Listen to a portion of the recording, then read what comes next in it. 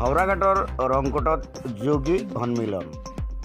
কাৰ্বি আংলং জিলাৰ হাওড়াঘাট ৰংকোটত বিস্তৃত কাৰ্যসূচীৰে আয়োজন কৰা হয় কাৰ্বি আংলং জিলা যোগী সন্মিলনৰ পঞ্চম দ্বিবাৰ্ষিক অধিৱেশন।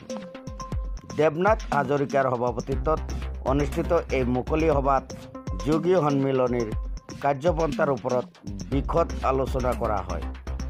এই অনুষ্ঠানত 2023 বৰ্ষত হাইস্কুল শিক্ষান্ত পৰীক্ষা আৰু উচ্চতৰ মাধ্যমিক শিক্ষাৰ্থীৰে উত্তীৰ্ণ ছাত্ৰ ছাত্ৰীক বিশেষ সম্বৰ্ধনা জ্ঞাপন কৰা হয়। যোগী জাতিৰ উন্নয়নত বিশেষ গুৰুত্ব প্ৰদান কৰি যোগী সন্মিলনী কাৰ্বি আংলং জিলা সমিতিখন পূৰ্ণাংগ ৰূপত গঠন কৰা হয়। দেৱনাথ হাজৰিকাক সভাপতি আৰু গণকান্ত নাথক সম্পাদক হিচাপে লৈ গঠন কৰা হয় জিলা সমিতিখন। কাৰ্বি আংলং জিলাৰ উত্তৰ বৰবিলৰ পৰা Dipak Dutta report, public TV Assam. ৰংকোট অঞ্চলবাসী যোগী প্ৰেমী ৰাইজ, আজি আমি ৰংকোটৰ অভ্যৰ্থনা সমিতিৰ অন্তৰ্গত কাৰ্বি আংলং জিলাই ইয়াত এখন নৱনিৰ্বাচিত সমিতি গঠনৰ কাৰণে এখন সাধাৰণ সভা আহ্বান কৰা হৈছিল আৰু এই সভাতেই আমি এটি প্ৰস্তাৱ লোৱা হ'ল। যিহেতু আমাৰ নৱ সমিতিখন গঠন কৰা হৈছে সাধাৰণ সভাত, গতিকে তেখেতসকলৰ যি সহায় সহযোগিতা আমি কদাচিতো নুই কৰিব নোৱাৰোঁ।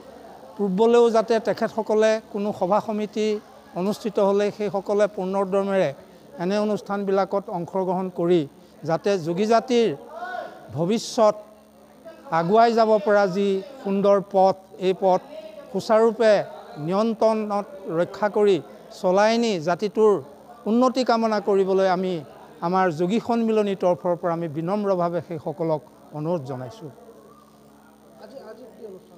আজি আমাৰ জিলা কাৰ্বি আংলঙৰ এখন সাধাৰণ সভা ইয়াত অনুষ্ঠিত হয় এই দুৰ্গা মণ্ডপত। ইয়াত এই সভাখনত আমি জিলাখনৰ প্ৰতিনিধি, নৱনিৰ্বাচিত প্ৰতিনিধি আমি গঠন কৰা হয়। ইয়াত আমি সেই সমিতিখন পূৰ্ণাংগভাৱে গঠন কৰি পুনৰ আগৰ কাৰ্যসূচীলৈ আমি আগুৱাই যোৱাৰ প্ৰতিশ্ৰুতি আগবঢ়াইছোঁ।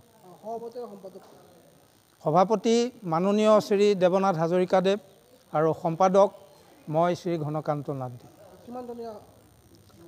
ইয়াত সমিতিখন পূৰ্ণাংগ কৰিবলৈ হ'লে আমি 28জন ইয়াত সদস্য অন্তৰ্ভুক্ত কৰিলে আমাৰ যোগী কাৰ্বি আংলঙৰ জিলাখন সম্পূৰ্ণ হ'ব উঠিব।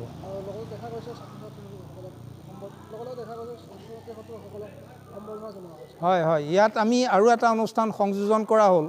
আমাৰ যিসকল এই বৰ্ষত মেট্ৰিক আৰু হায়াৰ ছেকেণ্ডেৰী লেভেলৰ ছাত্ৰ ছাত্ৰীয়ে যি সুচাৰুৰূপে তেওঁলোকে পৰীক্ষাত সুখ্যাতি লাভ কৰিছিল, সেই সকলোকো আমাৰ কাৰ্বি আংলং যোগী সন্মিলনীয়ে অভ্যৰ্থনা সমিতিৰ সৌজন্যত তেখেতসকলক একোখনকৈ মানপত্ৰ প্ৰদানৰ ব্যৱস্থা গ্ৰহণ কৰা হৈছে।